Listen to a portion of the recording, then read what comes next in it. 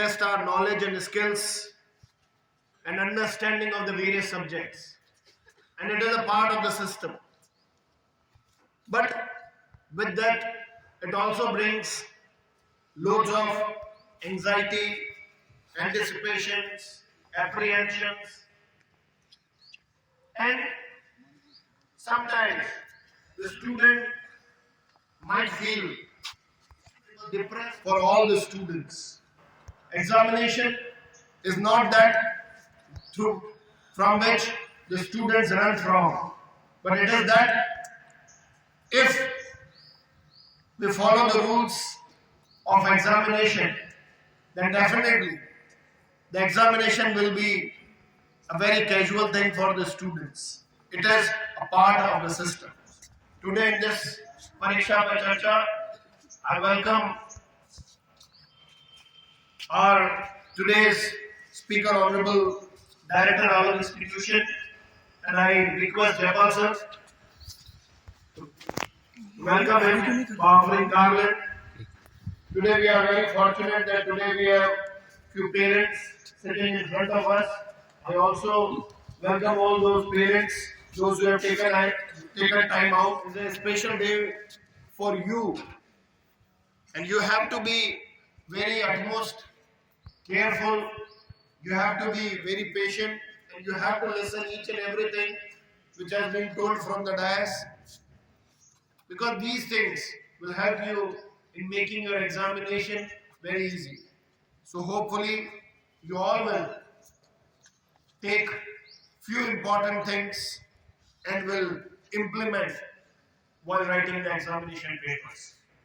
Now, without any further ado, I request Honorable Director sir to guide us that how we can make our examination easy and comfortable.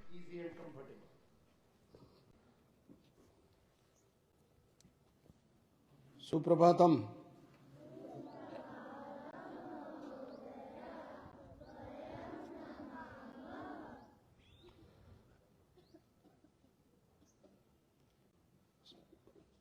स्वागत के इस क्रम में सभी अभिभावकों के स्वागत के साथ अपने शशांक जी कल अयोध्या से लौटे हैं, इनको जयपाल जी उपरना पहना के स्वागत करें कि ये बालक राम के दर्शन करके आए हैं। स्पेशल ट्रेन जो गई थी, बोले प्रभु श्री रामचंद्र भगवान की।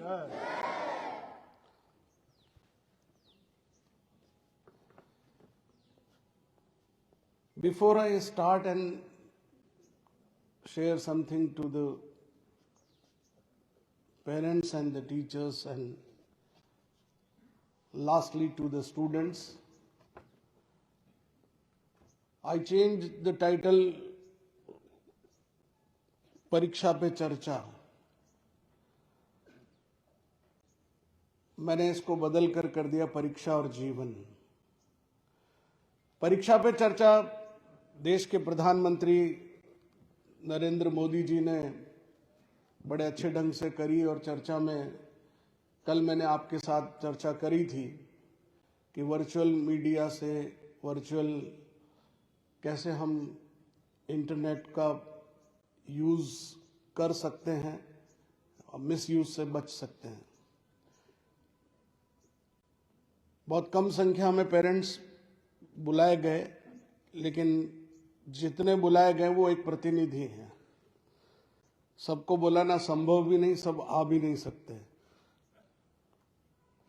लेकिन जिस माध्यम से ये बात पूरे भारत में, पूरे विश्व में,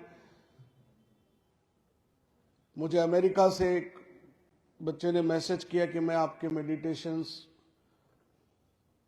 फेसबुक पे लाइव देख लेता हूं। वैसे हमारे यहाँ रात का समय रहता है, लेकिन मैं चूंकि लेट नाइट वर्क करता हूं तो मैं आपके मॉर्निंग सेशन को वहां लेट नाइट में मैं देख सकता हूं। तो मीडिया का कल हमने बहुत डिस्कशन किया। आज हम परीक्षा पर चर्चा कर रहे हैं। इसके लिए इस परीक्षा के बारे में अभिभावकों को इसलिए बुलाया गया कि कई बार जितनी आत्महत्याएं इन दिनों हो रही हैं, विशेषकर कंपटीशन के जमाने में जिस तरह का स्ट्रेस पेरेंट्स दे रहे हैं, बच्चे क्या बनना चाहते हैं ये उनके दिमाग में है ही नहीं। वो क्या चाहते हैं बस ये उनके दिमाग में है, वो अपने जैसा अपने बच्चों को बनाने की जिस होड़ में लगे हुए हैं। डॉक्टर का बच्चा डॉक्टर ही बने, इंजीनियर का बच्चा इंजीनियर ही बने, या इंजीनियर और डॉक्टर बने, आगे बढ़े बस, और कैसे पैसे कमाए, कैसे भौतिक संसाधन बढ़ जाएं, कैसे उसके पास अच्छा बंगला हो, अच्छी गाड़ी हो, और कैसे उसकी शादी अच्छे से हो जाए ताकि हम आराम से अपना जीवन व्यतीत कर सकें। इस गलत फहमी में, इस गलत विचारधारा के कारण इस देश में शिक्षा व्यवस्था का जो मूल स्वरूप था वो बिगड़कर इतना विकृत हो चुका है कि आज कोटा में एक साल में कम से कम 152 बच्चे अगर आत्महत्या कर लेते हैं तो ये नुकसान किसका है। अभी 8 दिन पहले उदयपुर में एक बालिका ने नीट की प्रिपरेशन के दौरान आत्महत्या कर ली। ये चिंता का विषय है समाज के लिए भी, शिक्षा व्यवस्था के उन चिंतकों के लिए भी। इसलिए सरकार ने अभी परीक्षा पर तो एक एक्ट लाया है, अभी कल ही उस एक्ट को इम्प्लीमेंट किया है कि एग्जाम में अगर चीटिंग, अनफेयर मीन्स और पेपर लीक जैसे मामले होंगे तो उनको 10 साल की कड़ी सजा दी जाएगी। ये तो फ्यूचर को सिक्योर करने की दृष्टि से बहुत अच्छी बात है। कोचिंग इंस्टीट्यूट्स पर भी उन्होंने पाबंदी लगाई है कि अगर बच्चा 14 साल से पहले अगर आपने उसको कोचिंग में भेजा तो उसके लिए पेरेंट्स भी जिम्मेदार होंगे। अच्छी बात है। लेकिन परीक्षा पर चर्चा के दौरान माननीय प्रधानमंत्री जी ने बहुत सी बातें बोली, उसको मैं यहां नहीं रिपीट करूंगा। असफलताएं जीवन का अंग है, अगर असफलताएं नहीं होती तो सफलता का कोई मूल्य भी नहीं होता। शिक्षा के बारे में हमारी भारतीय अवधारणा जो है, सा विद्या या विमुक्त है, ऐसी विद्या जो हमको मुक्त करती है। लेकिन सच में क्या ये विद्या मुक्त करती है? मुक्त करने का मतलब क्या? आप एरोगेंट हो जाओ, अपने माँ बाप से मुक्त हो जाओ, अपने कानून से मुक्त हो जाओ, क्या ऐसा सोच है? सा विद्या या विमुक्त का मतलब ये कि आपके पास इस विद्या के माध्यम से इतनी क्षमता पैदा हो सके कि तुम स्वाभिमान के साथ अपने जीवन यापन के लिए आप खुद कर्म करके आगे बढ़ सके, किसी के भरोसे न रह सके, डिपेंडेंट न हो सके। इसलिए इसका नाम, उसको आर्थिक दृष्टि से अगर देखा जाए तो आज के संदर्भों में उसकी व्याख्या ये हो सकती है। लेकिन असल में सा विद्या या विमुक्त का मतलब ये कि जो हम हैं मनुष्य रूप में, हम अपने आत्मा के दर्शन नहीं कर पाते हैं और हम इस संसार में बंधे रह जाते हैं। इस भौतिक संसार से मुक्ति कैसे मिल सके और उस परमात्मा के दर्शन अपने अंदर कर सके, इसलिए उसका नाम है सा विद्या या विमुक्त है। शरीर खलु धर्म साधनम। परीक्षा के दिनों में जो सबसे इंपॉर्टेंट, मैं बहुत छोटी छोटी बातें बताऊंगा पेरेंट्स के लिए भी और जो मुझे ऑनलाइन सुन रहे हैं उनके लिए भी। जो सबसे बड़ी प्रॉब्लम मुझे लगती है कि आजकल के बच्चों की जो न्यूट्रिटिव फीडिंग जो होनी चाहिए, न्यूट्रिशन जो होना चाहिए, उसके बारे में पेरेंट्स को चिंता कम और उसको खिलाने की चिंता ज्यादा है। और खिला भी क्या रहे हैं, ये मैं बार बार इसलिए दोहरा रहा हूं कि जो फूड आप खिला रहे हैं इनको, आप इनको बर्गर खिलाइए कभी once in a blue moon, कभी इनको गार्लिक ब्रेड भी खिलाइए, मुझे कोई आपत्ति नहीं है। लेकिन जो न्यूट्रिशन हमारे देशी फूड से मिलता है वो हम धीरे धीरे उसको खत्म करते जा रहे हैं। हमारे बच्चे फ्रूट्स नहीं खाते हैं, उनको हमने इसलिए इस बार 26 जनवरी मिठाई नहीं खिला के बच्चों को फ्रूट्स दिए कि ताकि फ्रूट्स खाने की आदत बने। जो न्यूट्रिशंस हैं, जो विटामिन हैं, जो मिनरल्स हैं, वो सारे के सारे, मैं इसलिए फूड पर फोकस कर रहा हूं कि अगर आप स्वस्थ रहना चाहते हैं परीक्षा के दिनों में तो खाने के तले गले खाने को बिल्कुल छोड़ दीजिए। उस समय तला हुआ भोजन बिल्कुल मत करिए। पेरेंट्स से भी कहना चाहता हूं बच्चों को बहुत ज्यादा तला गला मत खिलाइए, बहुत ज्यादा गरिष्ठ भोजन मत कराइए। दूसरी हैबिट जो मैं बताना चाहता हूं पेरेंट्स को वो ये कि इन बच्चों की हाइड्रेटिंग यानी हाइड्रेशन, जो इन बच्चों को जो ड्रिंक्स पानी पिलाना है आपको, जो इनको जूसेस देने, वो आप, ये बच्चे पानी कम पीते हैं। एक बच्चे को एक दिन में कम से कम 2.5 लीटर पानी पीना चाहिए। एक एडल्ट को कम से कम 3.5 लीटर पानी पीना चाहिए। और सवेरे उठकर जो बच्चे रोज 2 गिलास पानी पीते हैं, सवेरे उठते ही जैसे हाथ खड़ा करो, देख लीजिए कितने कम बच्चे हैं। अब देखा देखी की भक्ति मत करो, हाथ नीचे रखो। तो ये हाइड्रेशन बहुत जरूरी है। ये मैं नहीं कह रहा, साइंस कह रही कि इनको डिस्ट्रेस करने के लिए शरीर के अंदर हाइड्रेशन बहुत जरूरी है। फिर एक बैलेंस स्लीप होनी चाहिए। नींद जो है कम से कम 6 घंटे, परीक्षा में कम से कम बच्चे को 6 घंटे की नींद होनी चाहिए। वैसे बच्चों को 8 घंटे कम से कम सोना चाहिए, लेकिन परीक्षा में उसको कर्टेल कर सकते हैं। कम से कम 6 घंटे तो सभी बच्चों को सोना चाहिए। जो एंजाइटी है उसको कम करने के लिए पेरेंट्स को तू पढ़ने बैठ जा, तू पढ़ता नहीं है, ये भी कम करना चाहिए। लेकिन इसका मतलब ये भी नहीं कि बच्चों को स्वेच्छा से नहीं पढ़ना चाहिए, उनको खुद पढ़ना चाहिए। और एक सिटिंग को 45 मिनट से ज्यादा लंबा नहीं करना चाहिए, नहीं तो आपकी बॉडी जो है रिलैक्सिंग मोड में आ जाती है, मसल्स। ये यूनिवर्सल साइंटिफिक फैक्ट है। आपको अगर सिटिंग जॉब भी है तो लोग कहते हैं कि इसमें आजकल अलार्म होता है वॉच में, स्टैंडिंग अलार्म, आपको खड़े होना है, हर एक घंटे में आपको खड़े होना है, वो अलार्म आपको अलर्ट करता है। तो आपको 45 मिनट्स के बाद अपने हाथों को स्ट्रेच करना चाहिए। चलिए हाथ पकड़िए, ऐसे करिए, इसको स्ट्रेच करिए अपसाइड, बहुत जोरी से, तेजी से ऊपर, और ऐसे करके यू रिलैक्स करिए। देखिए, हाँ, अब हाथ को यहां से पकड़िए, कलाई से इधर घुमाइए, 1, फिर इस तरफ करिए, 2, खींचिए, स्ट्रेच करना है, दिस इज कॉल्ड स्ट्रेचिंग। फिर हाथ को यूं रखिए, ये करिए, सांस, रिलैक्स। देखो, फील हुआ? जो नींद निकालने के मूड में थे वो वापस अलर्ट मोड में आ गए। हाँ, तो ये कुछ छोटी छोटी बात, टिप्स हैं जो आपको एग्जाम में करनी है। रही बात आपके एग्जाम के दौरान, जो मैं बार बार कहता हूं, convert your entire text into few points and whenever you start answering the question, जब क्वेश्चन को जब आप पढ़ने के बाद आंसर करते हैं तो एक बार आप जो एग्जैक्ट आंसर है उनको फ्लो चार्ट में डिस्प्ले में लिख दीजिए। वो टीचर आपके पूरे के पूरे जो पैराग्राफ को पढ़े ना पढ़े, लेकिन उसने आपने जो ही फ्लो चार्ट को इंडिकेट किया, आपको मार्क्स दे देगा, इस बच्चे को सब आता है। ये मैं बोर्ड एग्जाम वालों के लिए भी कह रहा हूं, छोटे बच्चों के लिए भी कह रहा हूं। लेकिन इसका मतलब ये नहीं कि आप डायग्राम बनाने के लिए कलर पेंसिल यूज करके और दुनिया भर के, पहली बात तो कलर पेंसिल यूज करनी ही नहीं, आपको सिंगल इंक ही यूज करनी होती है एग्जाम में। आप उसको फटाफट बना दीजिए, उसमें प्रेजेंटेशन इंपॉर्टेंट नहीं, उसमें आपका आंसर देना इंपॉर्टेंट है, तो उस पर फोकस करिए।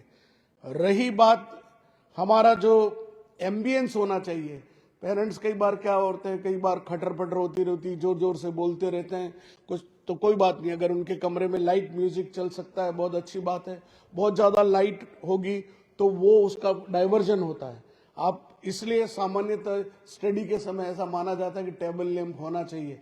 आजकल टेबल लैंप बहुत कम लोग यूज करते हैं, तो कोई बात नहीं, आप ट्यूबलाइट में, एलईडी में यूज करिए, लेकिन लाइट आपके बैक से नहीं आनी चाहिए, फ्रंट से आनी चाहिए, ताकि आपको स्ट्रेस नहीं पड़े।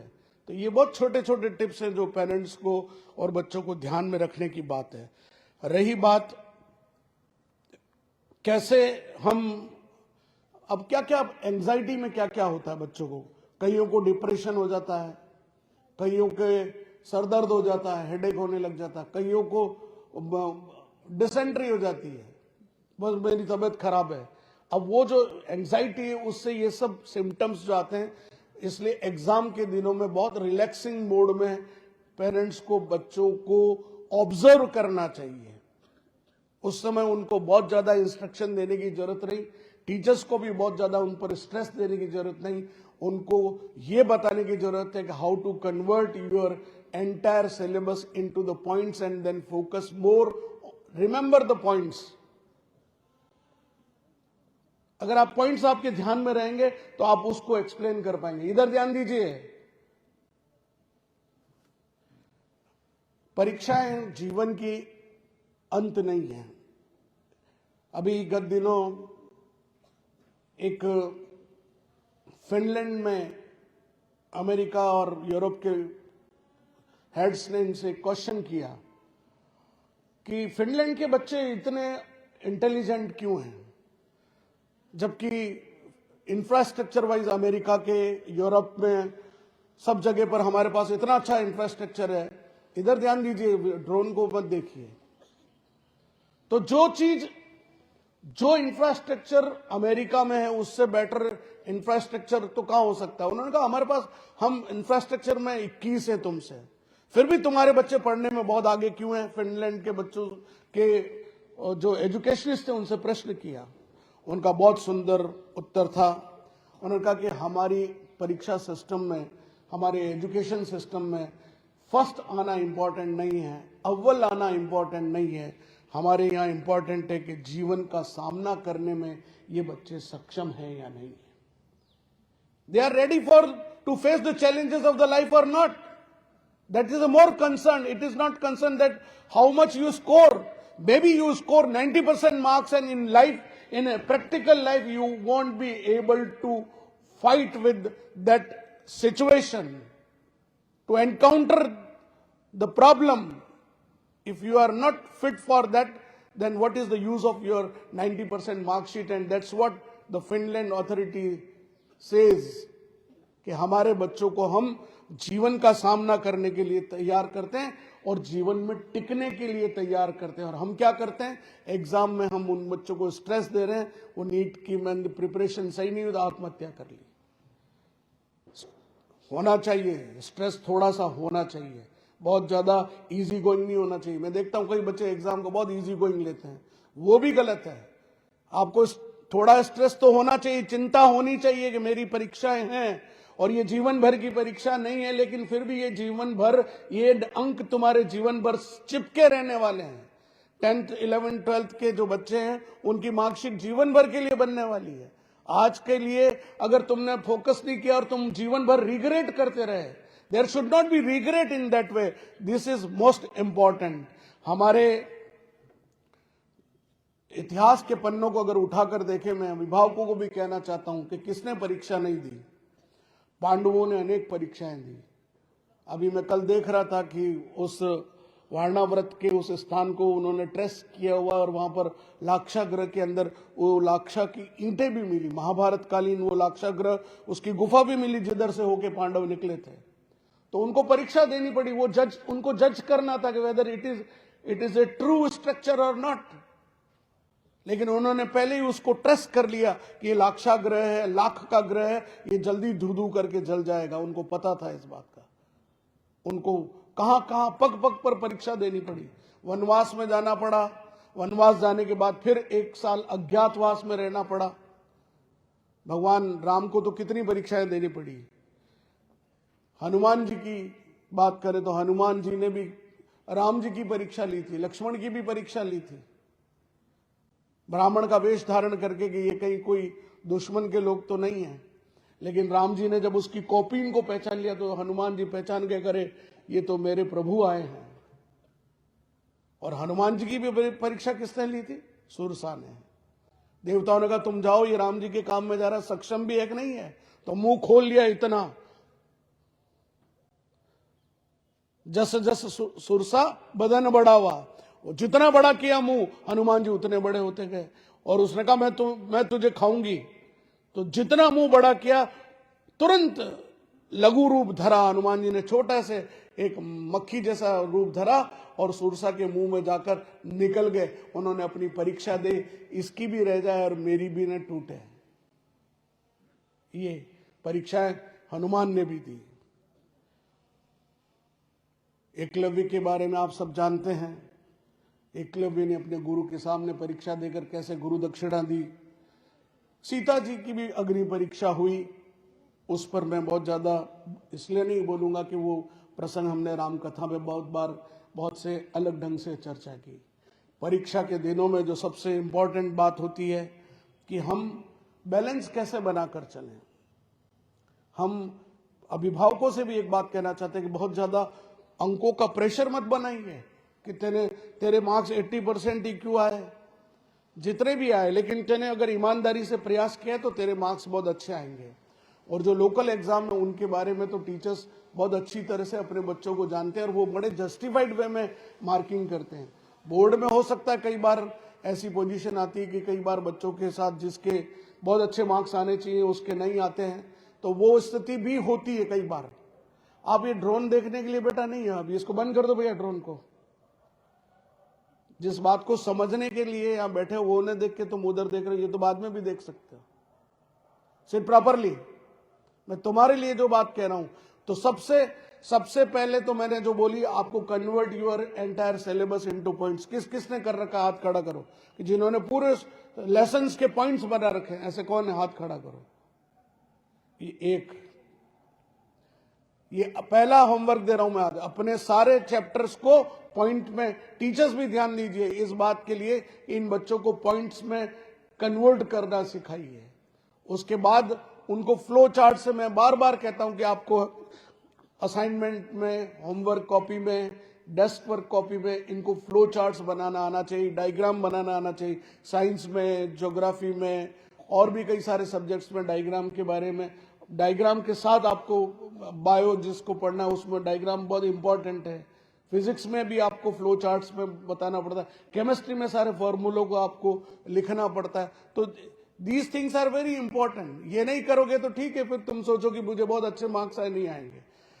दूसरी बात, जो क्वेश्चन पेपर आपके सामने आता है उसको पहले पढ़िए कि कितने क्वेश्चंस अटेम्प्ट करने हैं। और उनको पूरा का पूरा पढ़ने के लिए आपको समय लगेगा, 2, 4, 5, 7, 8 मिनट लगेंगे, कोई बात नहीं, लेकिन पूरा पढ़िए।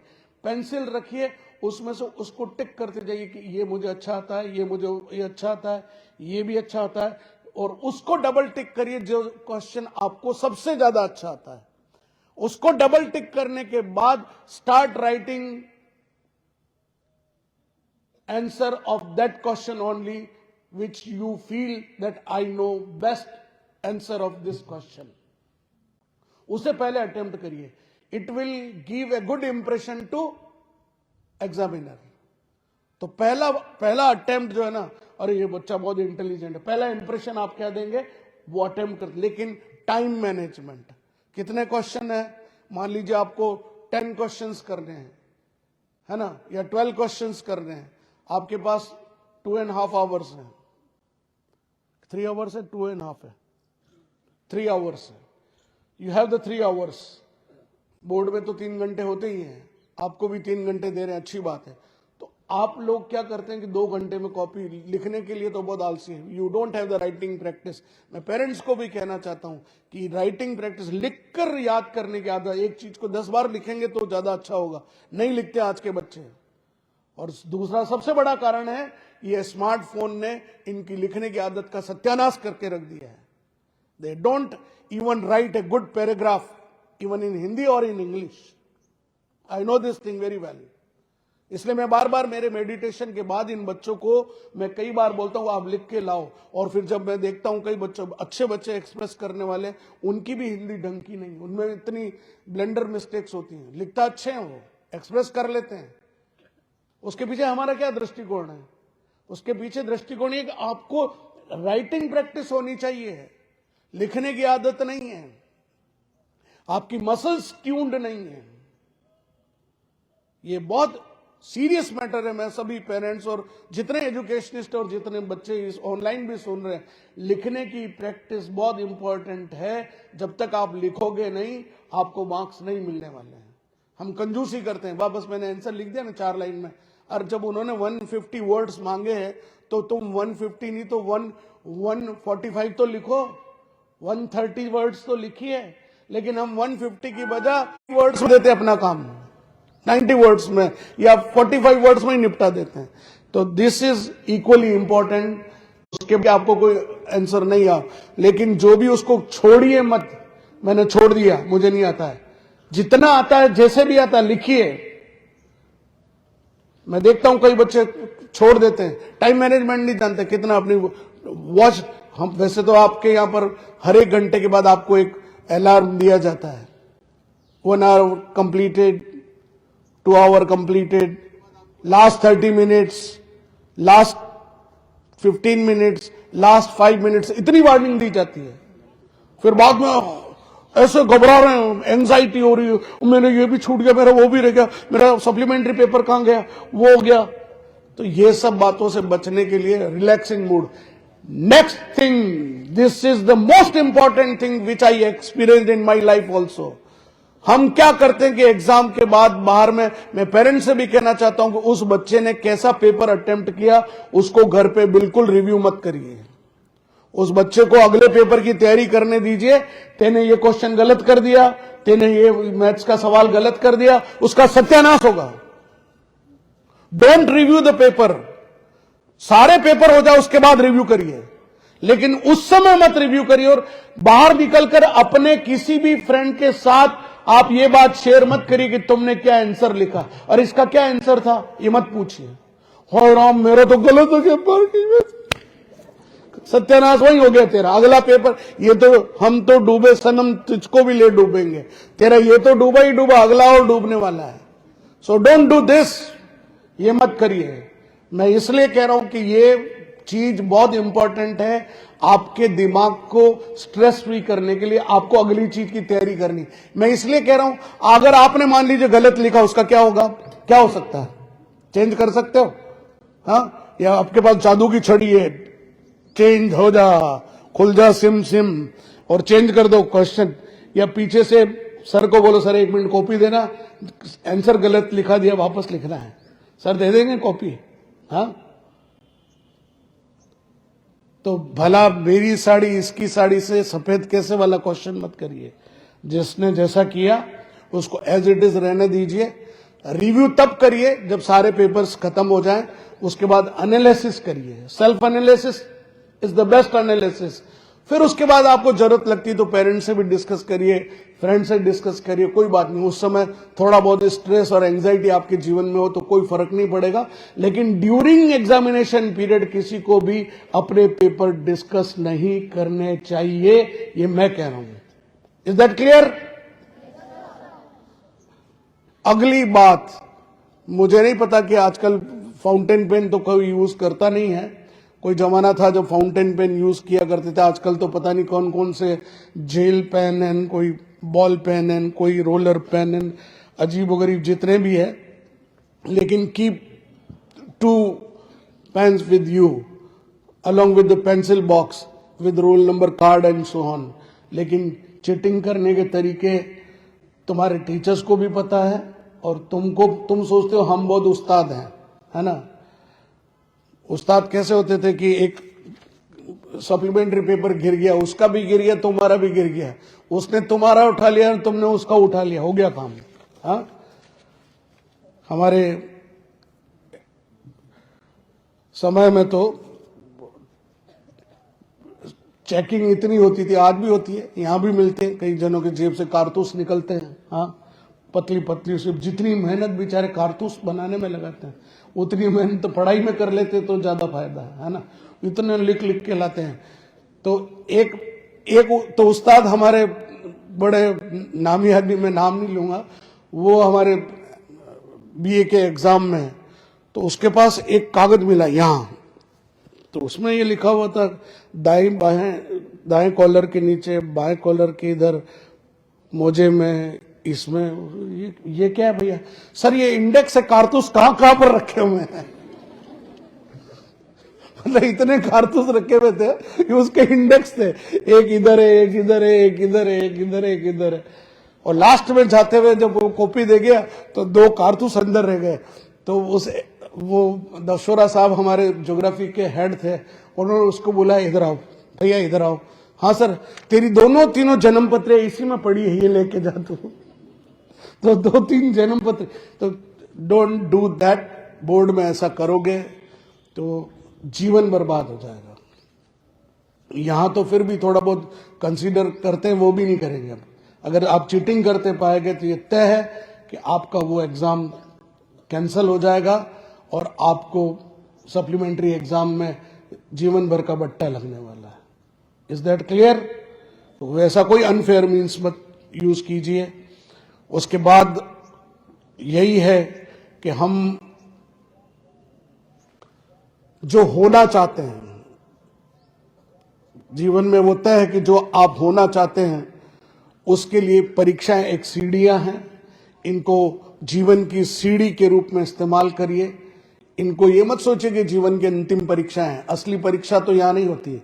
एक कार जब फैक्ट्री में बनती है तो उसकी टेस्टिंग होती है, और जब डिलीवरी होती है उसको पीडीआई बोलते हैं, प्री डिलीवरी इंस्पेक्शन। हाँ, उसको भी प्री पीडीआई बोला जाता है। उसके बाद उसकी असली टेस्टिंग ऑन रोड होती है, उसको बोलते हैं रोड टेस्ट। रोड पे कैसे चलेगी, उसकी स्टेबिलिटी कितनी होगी, उसके स्टेयरिंग का स्टेबल होना जरूरी है, उसके टायर कैसे रहेंगे। तो वो चीजें जीवन की, ये परीक्षा की तैयारी उस जीवन की, ये असली परीक्षा नहीं। असली परीक्षा तो तुम्हारी तब है जब जीवन में उतरोगे, चैलेंजेस का सामना करोगे, घर की जिम्मेदारियों को संभालोगे, वो असली परीक्षा है। ये तो उसकी तैयारी मात्र है। लेकिन इसके हर एग्जाम को ये समझकर एग्जाम दीजिए कि मेरे जीवन का अंतिम एग्जाम है। उतनी तैयारी के साथ जाइए, किसी चीज को लाइट मत लीजिए, बहुत गंभीरता से तैयार होके जाइए। मैंने बहुत सारी छोटी छोटी बातें आपके बीच में रखी और बहुत नटशेल में रखी। उन बातों को मैंने टच करने की कोशिश नहीं की जो माननीय नरेंद्र मोदी जी ने कहा था कि हेल्दी फूड होना चाहिए, नींद भी पूरी लेनी चाहिए, बहुत ज्यादा स्ट्रेस में नहीं, ज्यादा परीक्षा के दिनों में अगर आप फिटनेस ध्यान नहीं दोगे, 10 मिनट ही आप फिटनेस पर ध्यान दीजिए, स्वस्थ रहोगे तो अच्छे से एग्जाम में भी रह पाओगे। और जैसा मैंने कहा कि नाश्ता करके आइए, भूखे पेट मत आइए। हाँ, लाइट, इतना हैवी नाश्ता भी नहीं कि 2 पराठे चिपका के आ गए। हाँ, फिर पता पड़ा कि एग्जाम में ही सो रहे हैं, आधे घंटे तो सोए हुए ही हैं टेबल पे। तो वो नहीं, लाइट नाश्ता करके आइए, ब्रेकफास्ट, और फिर एग्जाम में अपीयर होजिए। मैंने जितनी बात आपसे कहनी थी, करनी थी, मैंने कही। मैंने ऑलमोस्ट 25 मिनट में अपनी बात रखी। होपफुली आप सब लोग इनको फॉलो करके अपने जीवन में आगे बढ़ेंगे। जीवन की अनेक परीक्षाओं में आप सफल हों। इन परीक्षाओं के साथ हम आपके हवन के साथ आपके लिए, आपकी इस सफलता के लिए हम जो आहुतियां देते हैं वह भी अपने आप में काम करती हैं। हम सामूहिक प्रार्थना करते हैं वह भी काम करती हैं, क्योंकि समूह में की गई प्रार्थनाओं का असर ज्यादा होता है। इसलिए यहाँ हम सब मिलकर जब संगच्छध्वम संवदधम संभो मनासी जानताम कहते हैं तो हम साथ साथ चलें और आगे बढ़े, सबको साथ लेकर आगे बढ़े।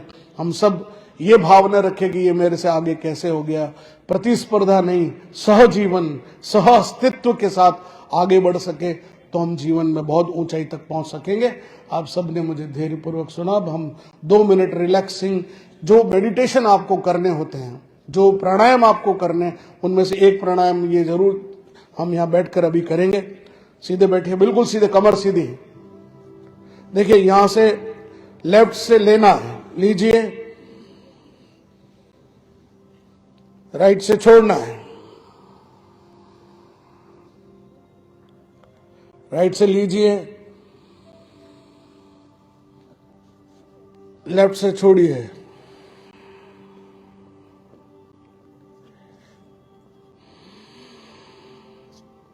जितना लंबा ले सकते हैं लेना चाहिए। ऑक्सीजन इनटेक,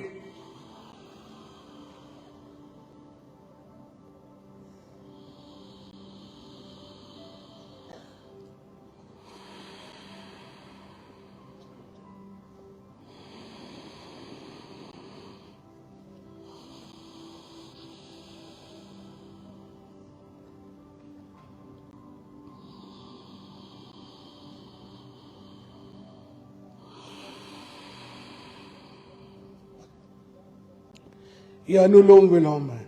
जब भी स्ट्रेस में हो 5 मिनट इसको करिए, है ना। कपालभाति और भस्त्रिका में इसलिए नहीं कहूंगा कि अभी आप नाश्ता करके आए होंगे, इसलिए कपालभाति भी करना चाहिए। भस्त्रिका बहुत तेजी से सांस लेना है ना, वो भी करना चाहिए। उसको आप पूरा एनर्जाइज हो सकते हैं। हाँ, सर्दी भी उड़ सकती है उससे, वो मैं कई बार आपको करा चुका हूं। तो बहुत बहुत धन्यवाद। आप सभी लोग जो पेरेंट्स यहाँ समय निकाल कर पधारे, ये बातें आगे भी शेयर करिए, और जिनको बताना चाहे हमारे फेसबुक पेज पर ये सारी चीजें लाइव रहती है। Wish all the best for fourth coming examination. Thank you very much.